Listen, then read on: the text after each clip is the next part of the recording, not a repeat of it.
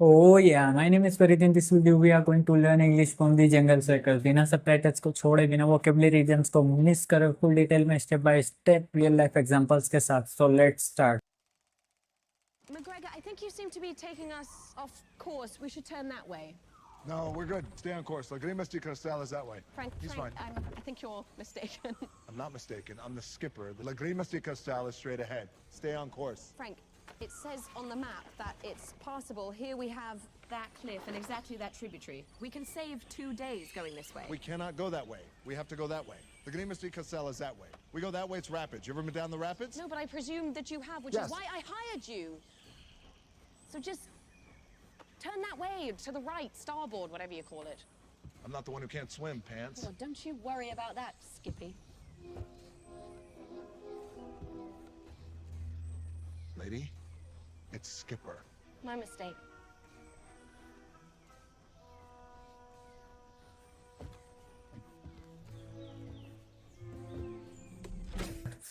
Video को शुरू करने से पहले मैं तुम्हें बता दूं कि हम पूरे सीन को मल्टीपल पार्ट में बांटेंगे, उसके वोकेबलरी इडियम्स को पूरी डिटेल में डिस्कशन करेंगे और वीडियो के लास्ट में हमने जो भी सीखा उसका एक क्विक रिवीजन करेंगे या टेस्ट करेंगे. सो शुरू करते हैं और पहले पार्ट के सबटाइटल्स के साथ देखते हैं.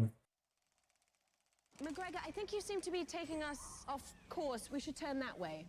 No, we're good. Stay on course. La Grima de Cristal is that way. Frank, He's Frank. fine. इस पार्ट के अंदर मतलब पहले मैं तुम्हें मोटा मोटा बता दूं कि इसके अंदर जो कि ये दोनों है, लिली है और एक कैरेक्टर है रोप, जो कि दोनों लेने निकलते हैं, ढूंढने निकलते हैं लेग्रिमास द क्रिस्टल, जो कि एक पेड़ है और वो जादुई पेड़ है जो एक दवाई के लिए काम में आता है और उम्र को कम करता है और जिससे कैंसर की दवाई के लिए काम में आता है.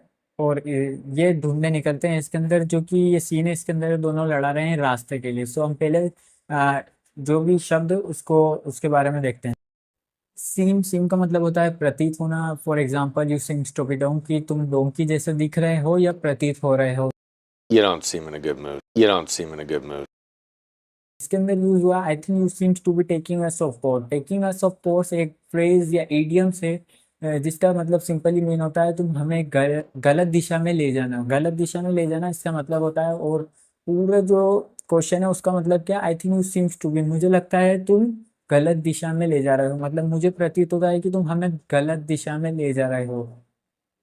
We should turn that way. Should एक मॉडल वर्ब है जो कि दर्शाता है, शुड एक मॉडल वर्ब है जो कि दर्शाता है जब इसके बाद मेन वर्ब की फर्स्ट फॉर्म लग जाए तो इसका लास्ट का जो शब्द होता है वो दर्शाता है चाहिए. We should turn that way. That way का मतलब होता है उस दिशा में, इस दिशा में, मतलब we should turn that way, हमें उस दिशा में मुड़ना चाहिए. जो कि कैरेक्टर है वो बताना चाह रहा है कि हमें उस दिशा में मुड़ना चाहिए, क्योंकि दोनों की कंट्रोवर्सी हो रही थी. एक बोल रहा था उस दिशा में, एक बोल रहा था उस दिशा में, इसलिए वो बोल रहे थे कि we should turn that way, हमें उस दिशा में मुड़ना चाहिए.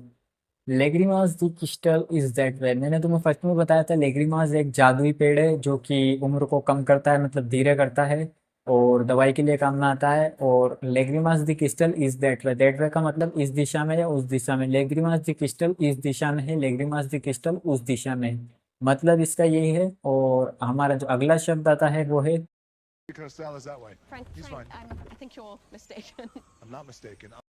आई थिंक यू आर मिस्टेकन. मतलब मिस्टेकन एक एब्जेक्टिव है जो कि बताता है तुम्हें गलतफहमी हो रही है. आई थिंक मुझे लगता है तुम्हें गलतफहमी हो रही है, मुझे लगता है तुम्हें गलतफहमी हो रही है. I think you are mistaken, मुझे लगता है तुम अंग्रेजी सीख सकते हो. I think you can learn English. और जैसे मुझे लगता है मतलब मिस्टेकन, मिस्टेकन गलतफहमी होना. I think you are mistaken मतलब तुम्हें गलतफहमी हो रही है, मुझे लगता है तुम्हें गलतफहमी हो रही है. हमारा जो अगला शब्द है वो ये है. I'm the skipper. La Grima de Cristal is straight ahead. Stay on course. मैं एक स्कीपर हूँ. इसके अंदर जो रोक है वो सिंपली कह रहा है कि मुझे गलतफहमी नहीं हो सकती क्योंकि मैं एक स्कीपर हूँ. स्कीपर का मतलब होता है जैसे जहाज को चलाने वाला, या जैसे कार को चलाने वाला होता है ड्राइवर, उसी तरीके से जो जहाज को चलाता है उसे बोलते हैं स्कीपर. स्कीपर का सिंपली मतलब होता है कप्तान, नाव का कप्तान.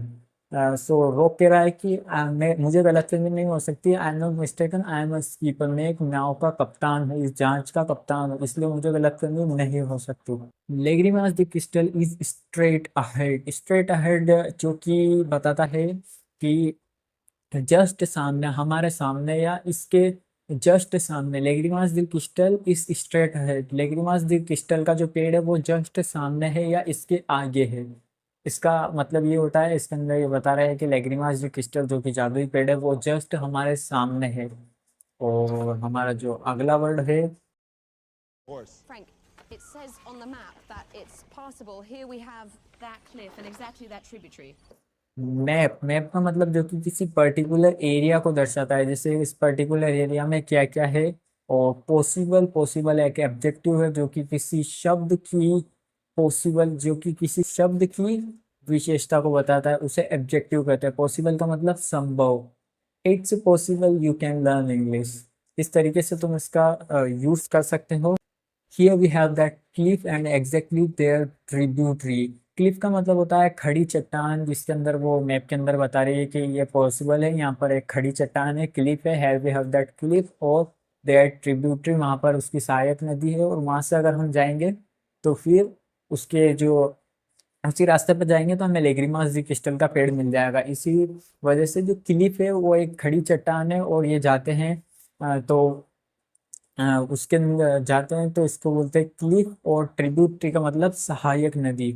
और हमारा जो अगला शब्द है, We can save 2 days going this way. You can save 2 days going this way. Can save, अभी मैंने तुम्हें बताया था कैन एक मॉडल वर्ब और सेव दोनों को मिलाकर बन गया फ्रेज वर्ब। कैन सेव मतलब टाइम को बचाना। We can save 2 days going this way, हम 2 दिन बचा सकते हैं इस रास्ते पर जाने से।